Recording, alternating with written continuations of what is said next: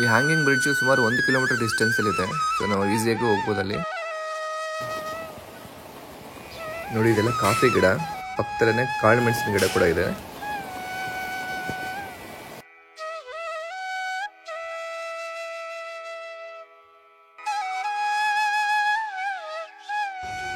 Hello friends, welcome to the channel. ನಮ್ಮ ಚಿಕ್ಕಮಗಳೂರು ಟ್ರಿಪ್ನ part 3 video ಇದು. ಸೊ ನಿನ್ನೆ ಮುಳ್ಳಯ್ಯನಗಿರಿ, ಆಮೇಲೆ ನಿಮಗೆ ದತ್ತಪೀಠ, ಮಾಣಿಕ್ಯಧಾರ ಫಾಲ್ಸು ಈ ಮೂರು ಮುಗಿಸ್ಕೊಂಡು ಡೈರೆಕ್ಟಾಗಿ ಹೊರನಾಡು ಬಂದ್ಬಿಟ್ಟಿದ್ದೀವಿ. ಸೊ ಹೊರನಾಡು ಹತ್ರ ಇವಾಗ ನಿಮಗೆ ಒಂದು 3-4 ಪ್ಲೇಸ್ ಕವರ್ ಮಾಡೋದಿದೆ. ಒಂದು ಹೊರನಾಡು ಅನ್ನಪೂರ್ಣೇಶ್ವರಿ ಟೆಂಪಲ್ಲು, ಮತ್ತು ಕಳಸ ಇದೆ, ಹಾಗೆಯೇ ಹ್ಯಾಂಗಿಂಗ್ ಬ್ರಿಡ್ಜ್ ಒಂದಿದೆ ಇಲ್ಲಿ ನಿಯರೆಸ್ಟ್ ಪ್ಲೇಸು. ಇನ್ನೊಂದು ಸನ್ಸೆಟ್ ಟೀ ಎಸ್ಟೇಟ್ ಇದೆ, ತುಂಬ ಬ್ಯೂಟಿಫುಲ್ ಆಗಿದೆ ಅದು. ಸೊ ಅದನ್ನು ನಿಮ್ಗೆ ಎಕ್ಸ್ಪ್ಲೋರ್ ಮಾಡ್ತೀನಿ. ಈಗ ನಾವು ಫಸ್ಟ್ ಹೋಗ್ತಿರೋದು ಕಳಸ ಟೆಂಪಲ್. ಈಗ ನಾನು ಅಪೋಸಿಟ್ ಎಲ್ಲ ಇದೆ ಅದು. ನೋಡಿ ಫ್ರೆಂಡ್ಸ್, ಈ ರೋಡ್ ಏನು ಕಾಣಿಸ್ತಿದೆ, ಇದು ನಾವು ಚಿಕ್ಕಮಗಳೂರು ಮತ್ತು ಬೆಂಗಳೂರು ಕಡೆಯಿಂದ ಬರೋ ರೋಡು ಟುವರ್ಡ್ಸ್ ಹೊರನಾಡು ಕಡೆಗೆ. ನೋಡಿ, ಇದು ಹೊರನಾಡು ರೋಡು. ಇಲ್ಲಿಂದ ಒಂದು 5-6 ಕಿಲೋಮೀಟರ್ ಇದೆ ಹೊರನಾಡು ಅಷ್ಟೇ. ಅಲ್ಲಿ ಬೆಟ್ಟ ಒಂದು ಫಾಗ್ ಎಲ್ಲ ಕಾಣಿಸ್ತಿಲ್ಲ, ಅದನ್ನು ದಾಟ್ಕೊಂಡು ಮುಂದೆ ಹೋಗ್ಬೇಕು. ಸೊ ಈ ಕಡೆ ಬರ್ತಾ ಮೇನ್ ರೋಡಲ್ಲೇ ನಿಮ್ಗೆ ರೈಟ್ ಸೈಡ್ಗೆ ಸಿಗೋ ಟೆಂಪಲ್ ಕಳಸೇಶ್ವರ ಸ್ವಾಮಿ ದೇವಸ್ಥಾನ, ಅಥವಾ ದಕ್ಷಿಣ ಕಾಶಿ ಅಂತ ಕೂಡ ಕರೀತಾರೆ. ಕಪಿಲ ಮಹಾಮುನಿ ಇದನ್ನ ಸ್ಥಾಪನೆ ಮಾಡಿರೋದು ಈ ದೇವಸ್ಥಾನನ. ಸೊ ಈಶ್ವರ ದೇವಸ್ಥಾನ ಇದು. ಬನ್ನಿ ದೇವಸ್ಥಾನ ಯಾವ ತರ ಇದೆ ನೋಡೋಣ. ಸುಮಾರು ಬೆಳಗ್ಗೆ 7-7:30 ಟೈಮ್ ಆಗಿದೆ. ಮಳೆ ಶುರುವಾಗಿದೆ ಆಗ್ಲೇ. ಮೊದಲನೇದಾಗಿ ಹೇಳಬೇಕಂದ್ರೆ ಈ ದೇವಸ್ಥಾನ ಕಟ್ಟಿರುವಂಥ ಜಾಗ ತುಂಬಾ ಚೆನ್ನಾಗಿದೆ. ಸುತ್ತಲೂ ಬೆಟ್ಟಗಳು, ಮಂಜಿಂದ ತುಂಬಿರುತ್ತೆ, ಅವಾಗವಾಗ ಮಳೆ ಬರ್ತಾ ಇರುತ್ತೆ. ತುಂಬಾ ಬ್ಯೂಟಿಫುಲ್ ಆಗಿರುತ್ತೆ ಜಾಗ ಇದು. ಈ ಕಳಸ ಅಥವಾ ದಕ್ಷಿಣ ಕಾಶಿ ಅಂತ ಏನು ಕರಿತೀವಿ, ಈ ದೇವಸ್ಥಾನ ಕಾಶಿ ಅಷ್ಟೇ ಪ್ರಾಮುಖ್ಯತೆ ಹೊಂದಿರುವಂಥ ದೇವಸ್ಥಾನ. ಅಗಸ್ತ್ಯ ಮಹಾಮುನಿಗಳ ತಪಸ್ಸಿಗೆ ಮೆಚ್ಚಿ ಶಿವನೇ ಇಲ್ಲಿ ನೆಲೆಸಿರುವಂಥ ಜಾಗ ಇದು. ಇಲ್ಲಿ ಪ್ರತಿ ವರ್ಷನೂ ಶಿವಪಾರ್ವತಿ ಕಲ್ಯಾಣ ತುಂಬ ಅದ್ದೂರಿಯಿಂದ ಮಾಡ್ತಾರೆ. ದೇವಸ್ಥಾನದ ಆವರಣದಲ್ಲೇ ಪಾರ್ವತಿ ದೇವಿ ದೇವಸ್ಥಾನ ಇದೆ. ಅದನ್ನು ಸರ್ವಾಂಗ ಸುಂದರಿ ದೇವಾಲಯ ಅಂತ ಕೂಡ ಕರೀತಾರೆ. ಈ ಕಳಸೇಶ್ವರ ಸ್ವಾಮಿ ದೇವಸ್ಥಾನ ಭದ್ರಾ ನದಿಯ ಪಕ್ಕದಲ್ಲೇ ಕಟ್ಟಿದ್ದಾರೆ. ಸುತ್ತಲೂ ಸಹ್ಯಾದ್ರಿ ಪರ್ವತ ಇದೆ. ಇಲ್ಲಿರುವ ಶಿವಲಿಂಗ ಅಗಸ್ತ್ಯ ಮಹಾಮುನಿಗಳ ಕಳಶದಿಂದ ಉದ್ಭವ ಆಗಿರೋದ್ರಿಂದ ಇದನ್ನು ಕಳಶೇಶ್ವರ ಅಂತ ಕೂಡ ಕರೀತಾರೆ. ಸೊ ಅದೇ ಶಿವಲಿಂಗನೇ ಇಲ್ಲಿ ಸ್ಥಾಪನೆ ಮಾಡಿರೋದು.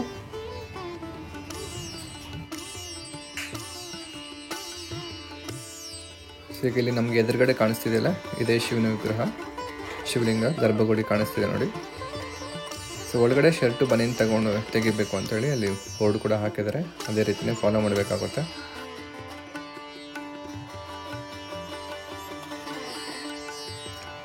ಈ ಕಳಸೇಶ್ವರ ಸ್ವಾಮಿ ದೇವಸ್ಥಾನ ಇರೋದು ಚಿಕ್ಕಮಗಳೂರು ಡಿಸ್ಟ್ರಿಕ್ಟ್ನ ಮೂಡಿಗೆರೆ ತಾಲೂಕಲ್ಲಿ. ಸುಮಾರು 60 ಕಿಲೋಮೀಟರ್ ಡಿಸ್ಟೆನ್ಸ್ ಇದೆ ಚಿಕ್ಕಮಗಳೂರಿಂದ, ಮತ್ತು 5 ಕಿಲೋಮೀಟ್ರ್ ಹೊರನಾಡಿಂದ ಡಿಸ್ಟೆನ್ಸ್ ಇದೆ. ಸೊ ಇಲ್ಲಿಂದ ನಿಮಗೆ ಕುದುರೆಮುಖ ಮತ್ತು ಶೃಂಗೇರಿ ಈ ಕಡೆಗೆಲ್ಲ ಕನೆಕ್ಟಿವಿಟಿ ಇದೆ ಚೆನ್ನಾಗಿ. ಈ ದೇವಸ್ಥಾನ ಹಿಂದ್ಗಡೆನೇ ಒಂದು ಹ್ಯಾಂಗಿಂಗ್ ಬ್ರಿಡ್ಜ್ ಇದೆ, ತೂಗು ಸೇತುವೆ. ಈಗ ಅಲ್ಲಿ ಹೋಗೋಣ ಫಸ್ಟು. ಕಳಸ ದೇವಸ್ಥಾನ ನೋಡಿದ್ರಲ್ಲ ಫ್ರೆಂಡ್ಸ್.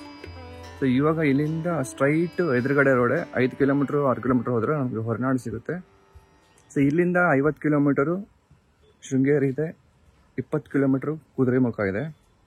ಸೊ ಶೃಂಗೇರಿ ಹೋಗೋ ಪ್ಲಾನ್ ಇದೆ, ಬಟ್ ಈಗ ನಿಮಗೆ ನಿಯರೆಸ್ಟ್ ಪ್ಲೇಸಲ್ಲಿ ಹೋದರೆ ಅಷ್ಟು ವ್ಯೂ ಪಾಯಿಂಟ್ಸ್ ಸಿಗುತ್ತೆ. ಈ ಕಡೆ ಕುದುರೆಮುಖ ಹೋದರೆ ಸನ್ಸೆಟ್ ಟೀ ಎಸ್ಟೇಟ್ ಇದೆ, ಕುದುರೆಮುಖ ನ್ಯಾಷನಲ್ ಪಾರ್ಕ್ ಇದೆ, ಕೆಲವೊಂದು ವ್ಯೂ ಪಾಯಿಂಟ್ಸ್, ಹಿಲ್ ಸ್ಟೇಷನ್ಸ್ ಚೆನ್ನಾಗಿದೆ. ಅಲ್ಲಿಂದ ಕಾರ್ಕಳ ಹೋಗೋ ಐಡಿಯಾ ಇದೆ. ಕಾರ್ಕಳ ಏನಕ್ಕೆ ಅಂತಂದರೆ ಅಲ್ಲಿ ರೀಸೆಂಟಾಗಿ ಪರಶುರಾಮ ಕ್ಷೇತ್ರ ಥೀಮ್ ಪಾರ್ಕ್ ಓಪನ್ ಮಾಡಿದ್ದಾರೆ. ಸೊ ಅದನ್ನು ಕೂಡ ತೋರಿಸ್ತೀನಿ ನಾನು ನಿಮಗೆ. ಸೊ ವಿಡಿಯೋ ನೋಡ್ತಾ ಇರಿ. ಇಲ್ಲಿಂದ ಹ್ಯಾಂಗಿಂಗ್ ಬ್ರಿಡ್ಜ್ ಸುಮಾರು 1 ಕಿಲೋಮೀಟರ್ ಇದೆ ದೇವಸ್ಥಾನ ಹಿಂದ್ಗಡೆನೆ. ಈಗ ಅಲ್ಲಿಗೆ ಹೋಗೋಣ.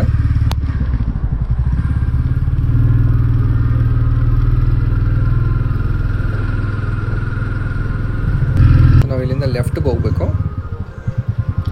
ಬಸ್ ಹೋಗ್ತಿರೋ ರೂಟ್ ಬಂದು ಬೆಂಗಳೂರು ಕಡೆಗೆ ಹೋಗುತ್ತೆ, ಚಿಕ್ಕಮಗಳೂರು ಕಡೆಗೆ. ನಾವು ಲೆಫ್ಟ್ಗೆ ಹೋದರೆ ಈ ಕಡೆ ಹ್ಯಾಂಗಿಂಗ್ ಬ್ರಿಡ್ಜ್ ಕಡೆ, ಭದ್ರಾ ನದಿ ಕಡೆ ಹೋಗ್ತೀವಿ.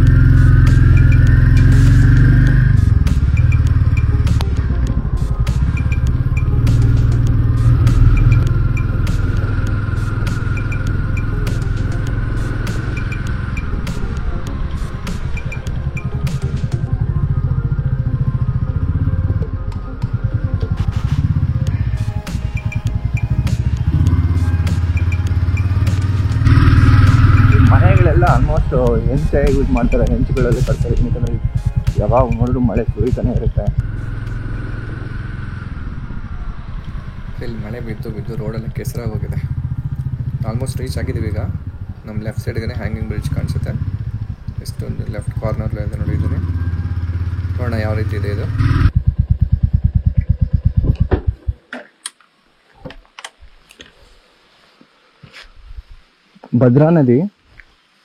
ಭದ್ರಾ ನದಿ ದಂಡೆಯಲ್ಲಿರೋದೇ ದೇವಸ್ಥಾನ. ಆ ದೇವಸ್ಥಾನಕ್ಕೆ ಈ ನದಿ ದಾಟೋದಕ್ಕೆ ಈ ಕಡೆ ಬ್ರಿಡ್ಜ್ ಮಾಡಿದ್ದಾರೆ, ಹ್ಯಾಂಗಿಂಗ್ ಬ್ರಿಡ್ಜು. ನೋಡಿ ಯಾವ ಥರ ಇದೆ ಇದು.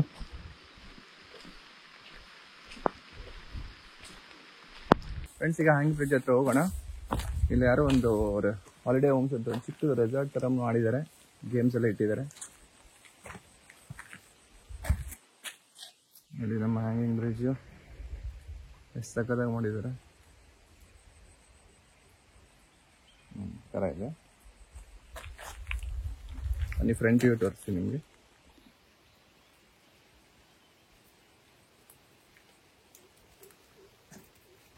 ಯಾರು ಇಲ್ಲ ಬ್ರಿಡ್ಜ್ ಮೇಲೆ.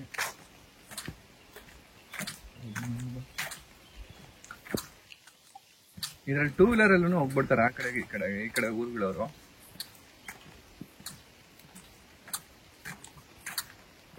ನದಿ ಎಂತ ಸಕ್ಕತ್ತಾಗಿ ಹರಿತಾ ಇದೆ ನೀರು, ಯಾಕಂದ್ರೆ ಮಳೆ ಬೀಳ್ತಾನೆ ಇದೆ ಡೈಲಿ.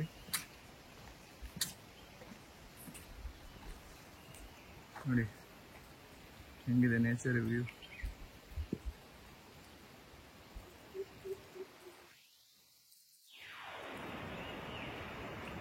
ಮುಂದೆ ನಾಯಿ ಬರ್ತಾ ಇದೆ ಮುಂದೆ.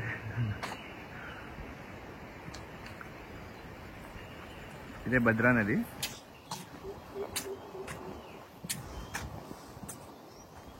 ನೋಡೋಣ ಇದೇನು ಮಾಡುತ್ತೆ ಅಂತ.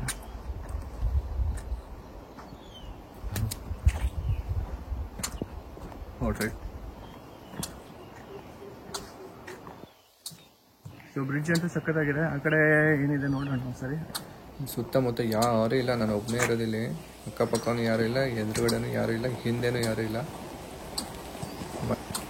ಮಳೆ ಸೌಂಡ್ ಎಷ್ಟು ಚೆನ್ನಾಗಿದೆ ಕೇಳಿಸ್ತಾ ಇದೆ ಇಲ್ಲಿ.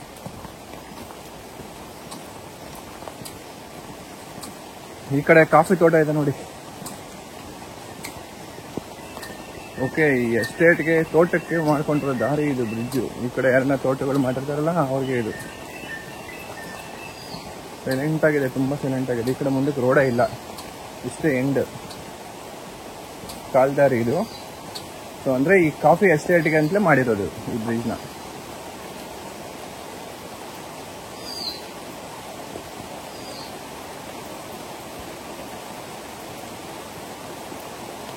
ಅಲ್ಲಿ ಬೋರ್ಡ್ ಹಾಕಿದ್ದಾರೆ, ಪ್ರೈವೇಟ್ ಪ್ರಾಪರ್ಟಿ ಇದು ಅಂತ. ನಿಮ್ಮ ಕಾಫಿ ತೋರಿಸ್ತೀನಿ ಬನ್ನಿ. ಇಲ್ಲಿ ನೋಡಿ ಕಾಫಿ ಇದೆ.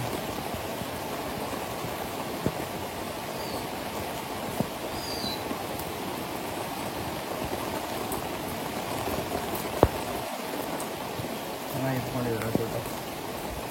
ಇದು ನೋಡಿ ಪೆಪ್ಪರ್ ಗಿಡ, ಮೆಣಸು, ಕಾಳುಮೆಣಸು ಗಿಡ. ಇಲ್ಲಿ ಕಾಮನ್ ಎಲ್ಲ ಅಡಿಕೆ ತೋಟಗಳಿಗೆ, ಅಡಿಕೆ ಗಿಡಗಳಿಗೆ ಹೋಗ್ತಾ ಇರ್ತಾರೆ ಈ ಥರ.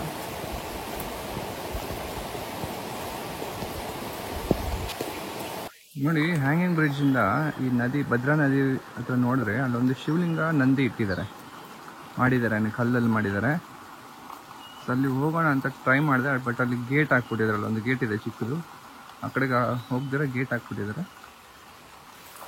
ಫ್ರೆಂಡ್ಸ್, ನಾನು ಹ್ಯಾಂಗಿಂಗ್ ಬ್ರಿಡ್ಜ್ ಮೇಲಿಂದ ಒಂದು ಈಶ್ವರಲಿಂಗ ಮತ್ತು ನಂದಿ ತೋರಿಸಿದೆ. ಅದ್ರ ಹತ್ರ ಬಂದರೆ ಇದು ಏನಂತಂದರೆ ಇದ್ರ ಹೆಸರು ವಸಿಷ್ಠ ತೀರ್ಥ ಅಂತ ಹೇಳಿ. ಇಲ್ಲೊಂದು ಬೋರ್ಡ್ ಕೂಡ ಹಾಕಿದ್ದಾರೆ. ಈ ಜಾಗ ಬಂದು 3 ಎಕರೆ ಜಾಗ ಇದು ಒಟ್ಟು. ಇದು ಕಳಸೇಶ್ವರ ದೇವಸ್ಥಾನಕ್ಕೆ ಸೇರಿರೋದು. ಇದು ವಸಿಷ್ಠ ತೀರ್ಥ ಅಂತ ಯಾಕೆ ಇಟ್ಟಿದ್ದಾರೆ ಅಂದರೆ ಇದು ವಸಿಷ್ಠ ಮಹಾಮುನಿಗಳು ತಪಸ್ ಮಾಡಿರೋ ಜಾಗ, ಹಾಗಾಗಿ ಇದು ವಸಿಷ್ಠ ತೀರ್ಥ ಅಂತ ಹೆಸರಿಟ್ಟಿದ್ದಾರೆ. ಈ ಕಡೆಯಿಂದ ಹೋಗ್ತಾರೆ, ಇದು ಪೂಜೆ ಗೀಜೆ ಮಾಡಕ್ಕೆ ಹೋಗ್ತಾರೆ ಅನ್ಸುತ್ತೆ ದೇವಸ್ಥಾನದವರು. ಅಲ್ಲಿ ಇದೆ ಈಶ್ವರಲಿಂಗ ನೋಡಿ, ಎಲ್ಲಿದೆ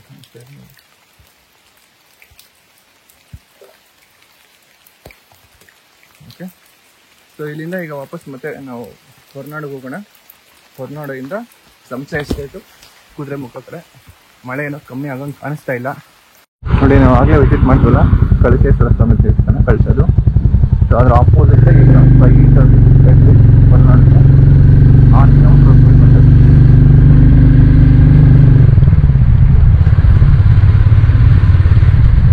ಮಳೆ ನಿಂತಿದೆ, ವ್ಯೂ ಒಂದು ಸಕ್ಕತ್ತಾಗಿ ಕಾಣಿಸ್ತಾ ಇದೆ. ಎದುರುಗಡೆ ಬೆಟ್ಟಗಳೆಲ್ಲ ಮುಚ್ಚೋಗ್ಬಿಟ್ಟಿದೆ ಫಾಗಿಂದ.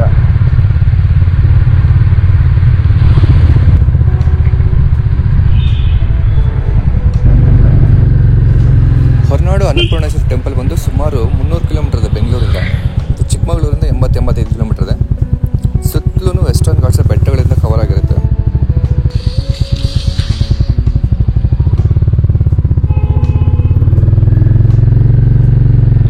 ನಾವು ಹ್ಯಾಂಗಿಂಗ್ ಹೋಗಿದ್ದಲ್ಲ, ಇದೇ ನದಿ ಇದೆ ಅವಾಗ ತೋರಿಸಿದೆ.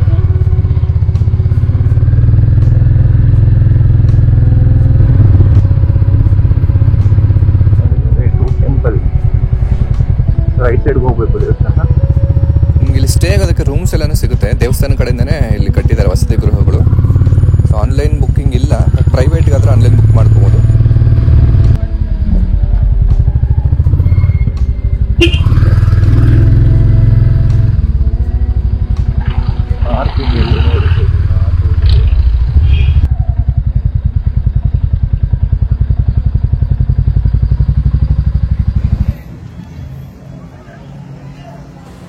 ಫ್ರೆಂಡ್ಸ್, ಇದೇನೇ ಅನ್ನಪೂರ್ಣೇಶ್ವರಿ ದೇವಸ್ಥಾನ ಎಂಟ್ರೆನ್ಸ್ ಮಾತ್ರ ತುಂಬಾ ಚೆನ್ನಾಗಿ ಮಾಡಿದ್ದಾರೆ. ಇಲ್ಲಿ ದೇವಿ ಪಾರ್ವತಿ ದೇವಸ್ಥಾನ ಇದು. ಅಂದರೆ ಪಾರ್ವತಿ ದೇವನೇ ಅನ್ನಪೂರ್ಣೇಶ್ವರಿಯಾಗಿ ನೆಲೆಸಿರೋಂಥ ದೇವಸ್ಥಾನ. ಸಾಕ್ಷಾತ್ ಶಿವನೇ ಕೈಲಾಸದಿಂದ ಕಾಶಿಗೆ ಅನ್ನ ಹೊಡ್ಕೊಂಡು ಬರ್ತಾನೆ. ಅಲ್ಲಿ ಪಾರ್ವತಿ ದೇವಿನೇ ಅನ್ನಪೂರ್ಣೇಶ್ವರಿಯಾಗಿ ಶಿವನಿಗೆ ಅನ್ನ ನೀಡ್ತಾಳೆ. ಸೊ ಅವಾಗಿಂದನೂ ಪಾರ್ವತಿ ದೇವಿನ ಅನ್ನಪೂರ್ಣೇಶ್ವರಿ ಅಂತ ಕರೀತಾರೆ. ಸುಮಾರು ವರ್ಷಗಳಿಂದ ಈ ದೇವಸ್ಥಾನನ ಅಗಸ್ತ್ಯ ಮಹಾಮುನಿಗಳು ಸ್ಥಾಪನೆ ಮಾಡಿದ್ದು. ಆದರೆ ಇತ್ತೀಚೆಗೆ ಸುಮಾರು 40-45 ವರ್ಷಗಳ ಹಿಂದೆ ಇದನ್ನು ರಿನೋವೇಟ್ ಮಾಡಿದ್ದಾರೆ. ಸೊ ಈಗಿರುವಂಥ ವಿಗ್ರಹ 5ರಿಂದ 5.5 ಅಡಿ ಇದೆ. ಈ ಹೊರನಾಡು ಕ್ಷೇತ್ರಕ್ಕೆ ಬಂದು ಅನ್ನಪೂರ್ಣೇಶ್ವರಿ ದೇವರ ದರ್ಶನ ಮಾಡ್ಕೊಂಡು ಹೋದವ್ರಿಗೆ ಅವರ ಜೀವನದಲ್ಲಿ ಅನ್ನದ ಕೊರತೆ ಇರೋದಿಲ್ಲ ಅಂತ ಒಂದು ಮಾತಿದೆ. ಇಲ್ಲಿ ಬರುವ ಭಕ್ತಾದಿಗಳಿಗೆ ಪ್ರತಿನಿತ್ಯನೂ ಅನ್ನಪ್ರಸಾದ ಕೊಡಲಾಗುತ್ತೆ. ಈ ದೇವಸ್ಥಾನದ ಟೈಮಿಂಗ್ಸ್ ಬಂದು ಬೆಳಗ್ಗೆ 6:30ಯಿಂದ ರಾತ್ರಿ 9 ಗಂಟೆವರೆಗೂ ಇರುತ್ತೆ. ಅಷ್ಟು ದೇವರ ದರ್ಶನ ಮಾಡ್ಕೊಂಡು ಬರೋಣ.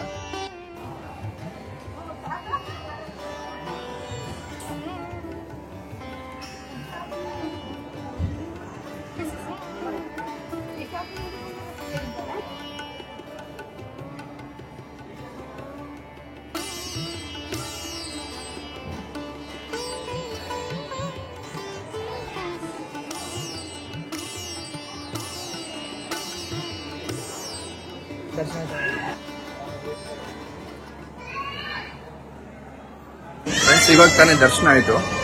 ಅಷ್ಟೊಂದು ರಶ್ ಏನಿಲ್ಲ, ಒಂದು 10 ನಿಮಿಷದಲ್ಲಿ ದರ್ಶನ ಮುಗೀತು.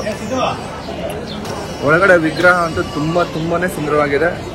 ನಿಂತಿರೋ ಭಂಗಿ ಮೇಲೆ ಇರೋದು. ನಾರ್ಮಲ್ ಆಗಿ ಕೆಲವೊಂದು ವಿಗ್ರಹಗಳು ನೋಡಿದಾಗ ಕೂತಿರೋ ಥರ ಇರುತ್ತೆ. ಇದು ಅನ್ನಪೂರ್ಣೇಶ್ವರದ್ದು ನಿಂತ್ಕೊಂಡಿರೋ ವಿಗ್ರಹ. ಪಕ್ಕದಲ್ಲಿ ಉದ್ಭವ ಗಣಪತಿ ಅಂತ ಕೂಡ ಇಟ್ಟಿದ್ದಾರೆ, ಅದನ್ನು ನೋಡಿ ಬಂದಾಗ. ಆಮೇಲೆ ಒಳಗಡೆ ಅಲಂಕಾರ ಅಂತೂ ತುಂಬ ಚೆನ್ನಾಗಿ ಮಾಡಿದ್ದಾರೆ. ದೇವಸ್ಥಾನ ಪೂರ್ತಿ ಹೂವು, ಹಣ್ಣು, ಜೋಳ, ತೆಂಗಿನಕಾಯಿ ಈ ಥರದ್ದೆಲ್ಲ, ಪೈನಾಪಲ್ ಇವೆಲ್ಲನೂ ಯೂಸ್ ಮಾಡಿ ಅಲಂಕಾರ ಮಾಡಿದ್ದಾರೆ. ಈ ದೇವಸ್ಥಾನ ಸುತ್ತಮುತ್ತ ಎಲ್ಲೂ ಕೂಡ ನಿಮಗೆ ಗಲಾಟೆ ಈ ಥರದ್ದು ಏನೂ ಕೇಳಿಸಿಲ್ಲ. ತುಂಬಾ ಸೈಲೆಂಟ್ ಆಗಿರುತ್ತೆ. ಈ ದೇವಸ್ಥಾನ ಕಟ್ಟಿರೋಂಥ ಜಾಗ ಕೂಡ ಅಷ್ಟೇ. ಸುತ್ತಲೂ ಬೆಟ್ಟಗಳು, ಮಧ್ಯದಲ್ಲಿ ದೇವಸ್ಥಾನ. ಸೊ ಮಂಜು ಇರುತ್ತೆ, ನಿಮಗೆ ಮೋಡ ಇರುತ್ತೆ, ಯಾವಾಗಲೂ ಮಳೆ ಬರ್ತಾ ಇರುತ್ತೆ. ತುಂಬಾ ಚೆನ್ನಾಗಿರುತ್ತೆ ನೋಡೋದಕ್ಕೆ ಇಲ್ಲಿ.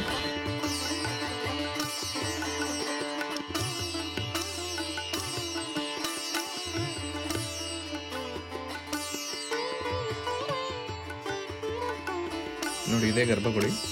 ಫೋಟೋ ತೋರಿಸ್ತೀನಿ ನೋಡಿ, ದೇವ್ರ ವಿಗ್ರಹ ಯಾವ ಥರ ಇರುತ್ತೆ ಅಂತ. ಸೊ ಚಿಕ್ಕಮಗಳೂರಿಗೆ ಬಂದಾಗ ಈ ಪ್ಲೇಸ್ನ ವಿಸಿಟ್ ಮಾಡೋದು ಮರಿಬೇಡಿ ಫ್ರೆಂಡ್ಸ್. ಈಗ ನಾವು ಹೊರನಾಡು